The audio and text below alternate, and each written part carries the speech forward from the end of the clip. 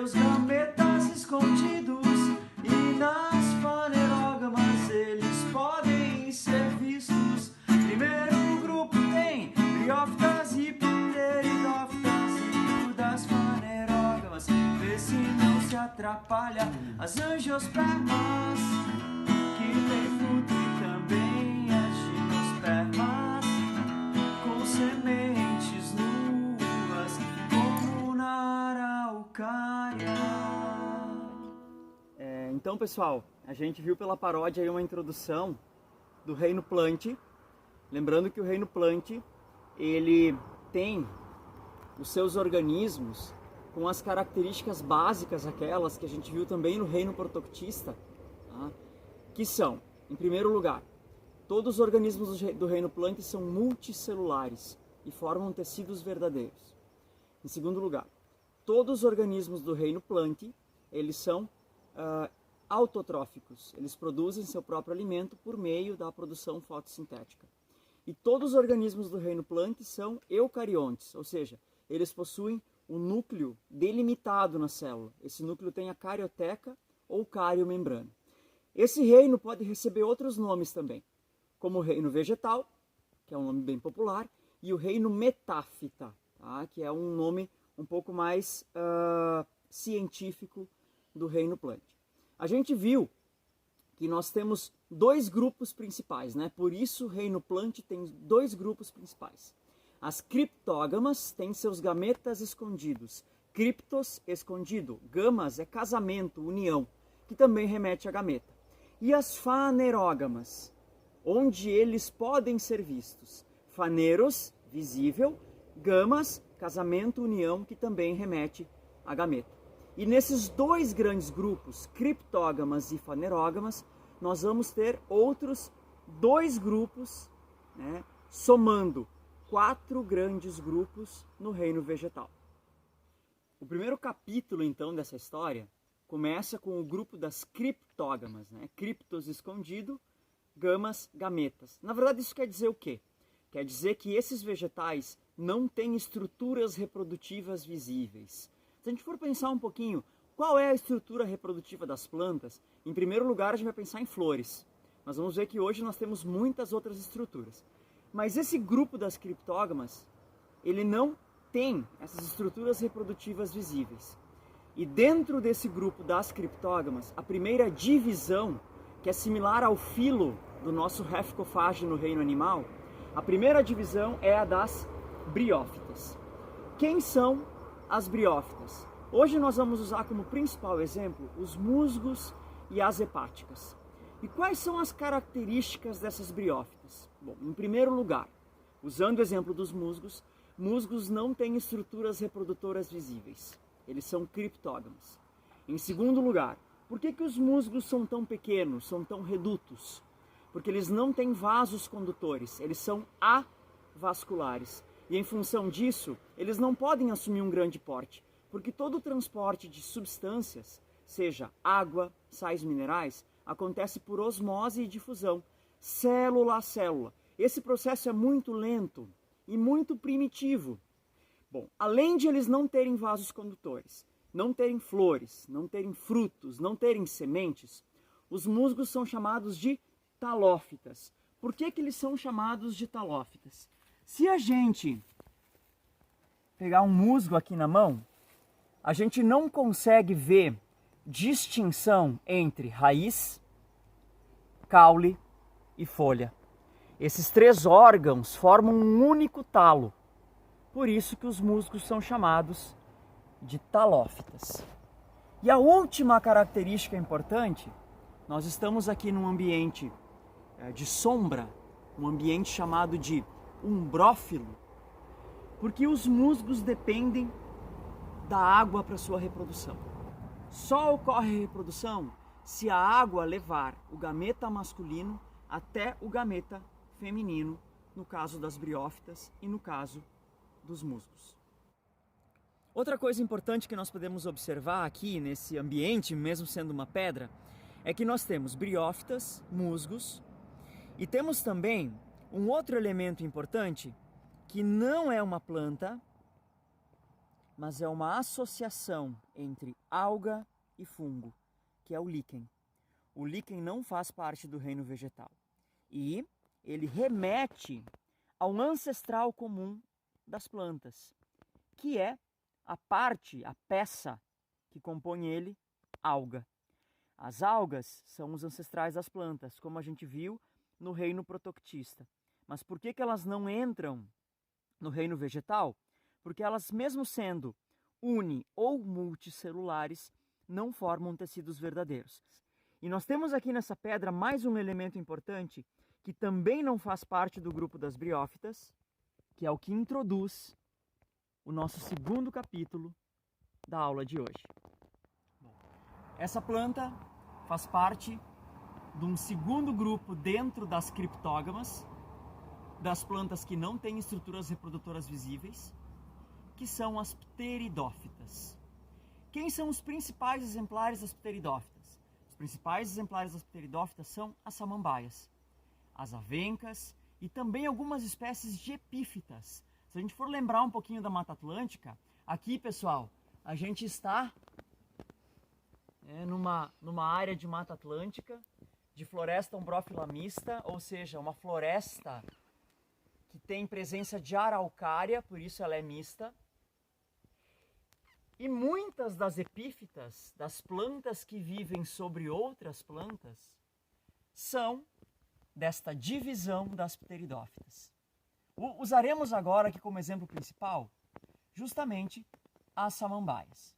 Bom, quais são as características dessa divisão das pteridófitas? Em primeiro lugar, é o primeiro grupo de organismos do reino plant que já tem sistema vascular. São plantas vascularizadas. E por esse motivo, o porte delas é muito maior do que o porte dos musgos. Como elas têm um sistema de transporte de seiva bruta, de seiva elaborada, de água, sais minerais, compostos da fotossíntese, o porte dessas plantas é muito maior do que o dos musgos. Segundo ponto importante aqui, essas plantas ainda dependem da água para sua reprodução. Eu tenho essa dependência que não se desvincula daquela característica que nós tínhamos antes dos musgos. Terceiro ponto importante, mesmo que elas ainda sejam simples, eu já consigo ver uma clara distinção entre raiz, caule e folha. Aqui nós temos um sistema radicular muito simples. Aqui nós temos um caule. E aqui nós temos uma folha. Diferente dos musgos, que estão aqui por sinal, que eram talófitas, aqui eu já tenho um vegetal que é chamado de cormófito. A gente conclui com briófitas e pteridófitas o grupo das criptógamas. E a gente inicia um grupo que começa a ter então suas estruturas reprodutoras visíveis, também chamadas de fanerógamas ou espermatófitas. Faneros, visível. Gamas, gameta, união, casamento, enfim, estrutura reprodutiva. Mas elas são também chamadas de espermatófitas porque surge aqui agora um novo elemento, além das estruturas reprodutivas visíveis, que é a semente. O terceiro capítulo da aula de hoje fala sobre, dentro das fanerógamas, o grupo das gimnospermas. Gimnos, nuas. Spermas, sementes. Nesse caso, nós vamos ter como os principais exemplos os nossos pinheiros. O pinheiro brasileiro, o pinheiro do Paraná ou araucária, o pinus ou pinheiro americano, que não é nativo da nossa região, uma espécie exótica, as sequoias, os ciprestes, que também são plantas chamadas popularmente de coníferas. Por quê?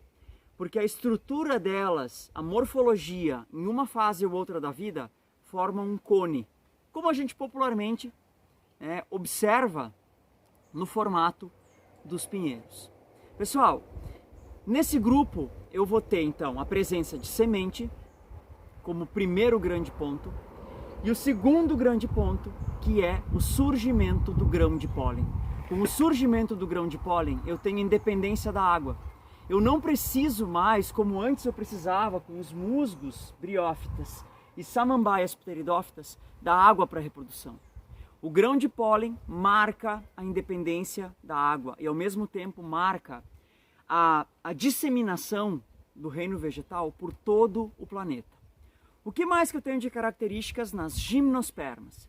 Elas são plantas cormófitas, eu tranquilamente consigo distinguir a raiz do caule, da folha, e no grupo das gimnospermas eu vou ter algumas especificidades conforme a espécie, mas eu já tenho uma flor modificada, que ela é chamada de estróbilo, que a gente conhece popularmente pelo nome de pinhas. Ali está a estrutura reprodutiva visível, fanerógama, faneros, visível. Flor modificada, ou estróbilo. Não é a nossa flor verdadeira, mas é uma estrutura reprodutiva muito tátil, muito perceptível. O primeiro exemplo que eu quero mostrar para vocês é o exemplo da nossa araucária, ou pinheiro brasileiro, ou pinheiro do Paraná, cujo nome científico é Araucária angustifolia. Gente, aqui nós temos uma araucária muito jovem, tá?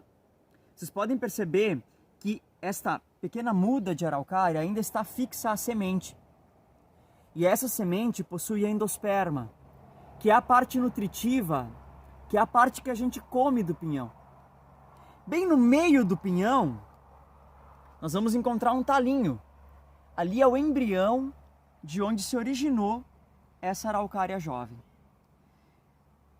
A presença da semente é algo fundamental também para o sucesso germinativo. Porque antes dessa planta realizar a fotossíntese, antes dessa planta ter raízes, ela obtém seus nutrientes da reserva nutritiva que está presente na semente. Outro ponto muito importante.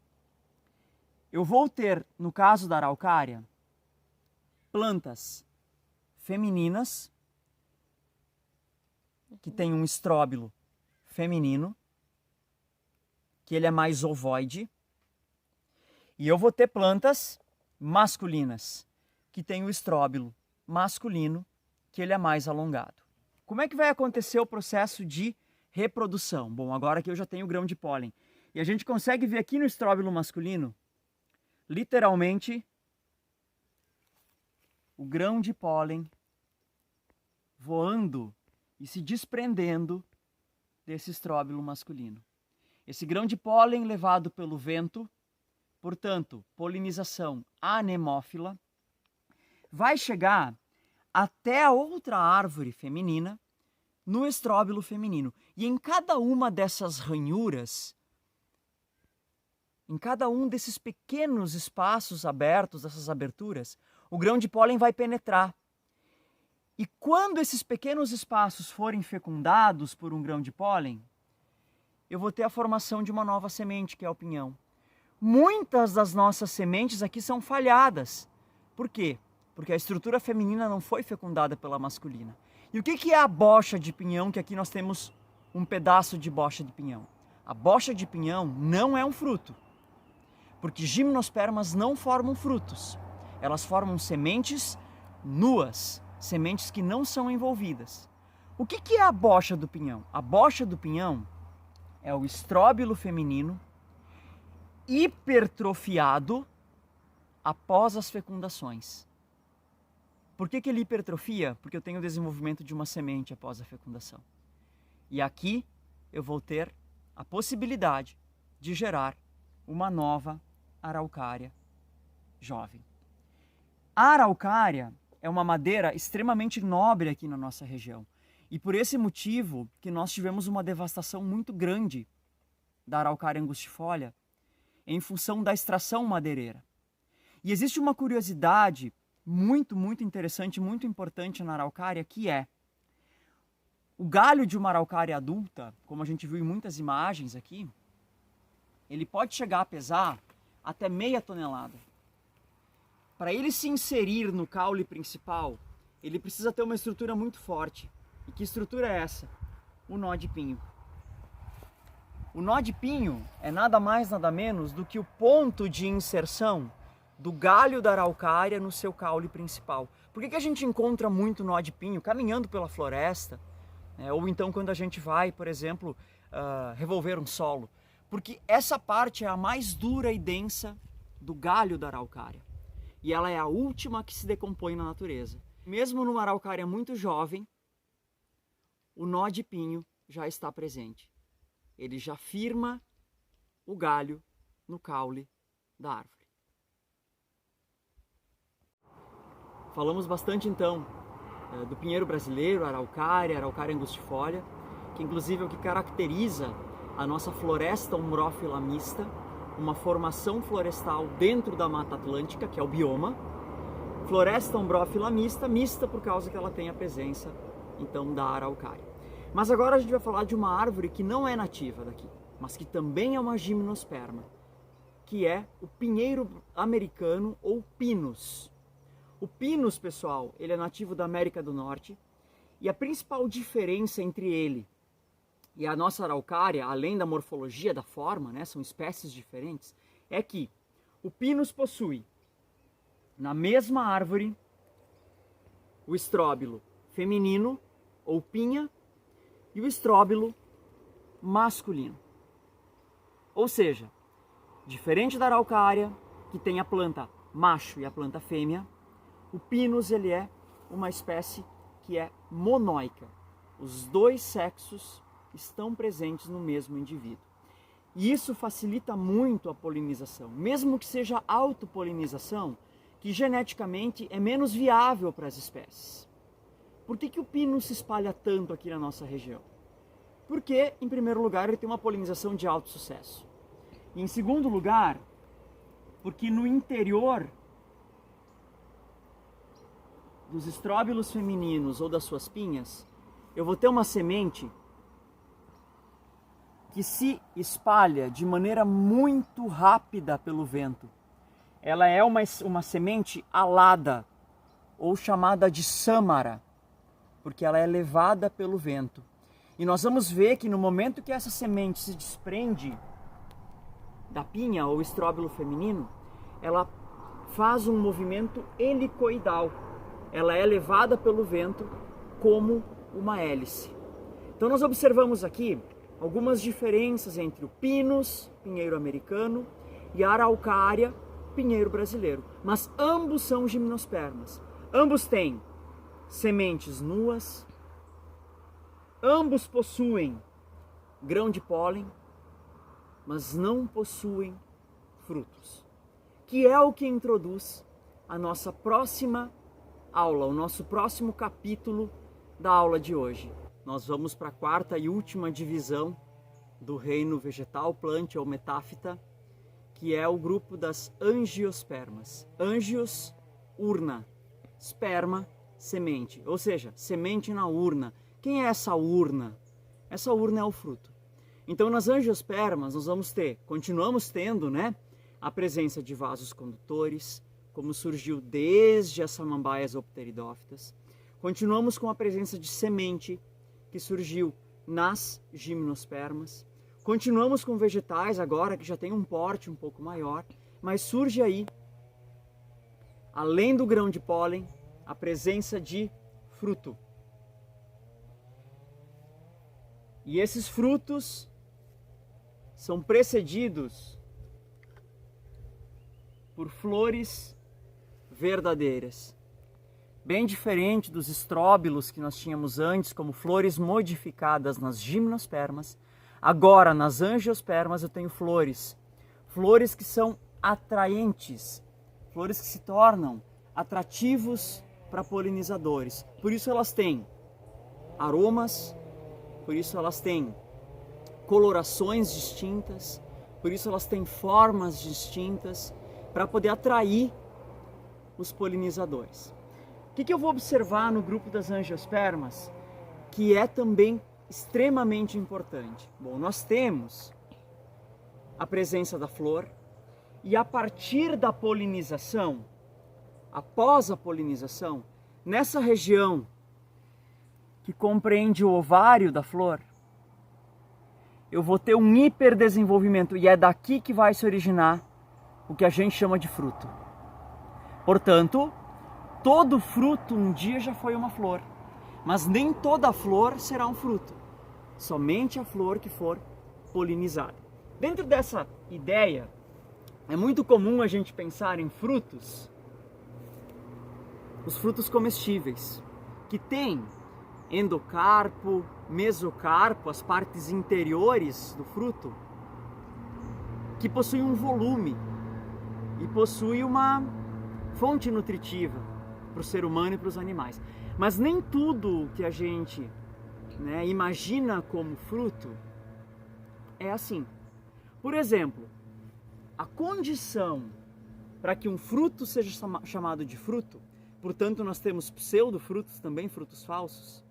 A primeira condição é que, para ser fruto, a parte mais volumosa tem que vir do hiperdesenvolvimento do ovário da flor. Primeira condição. E qual a segunda condição para ser fruto? Para ser fruto, precisa abrigar semente. Qualquer urna, ângios, que abrigue sementes, será um fruto. Ou seja, isto é o fruto do cedro, porque no interior dessa estrutura eu vou estar encontrando as sementes do cedro, que também são sâmaras, sementes aladas levadas pelo vento. Aqui eu tenho o fruto do jacarandá mimoso. Por que ele é fruto? Porque ele se originou da hipertrofia do ovário da sua flor e porque no seu interior eu também encontro a semente do jacarandá mimoso. Também uma sâmara, uma semente alada.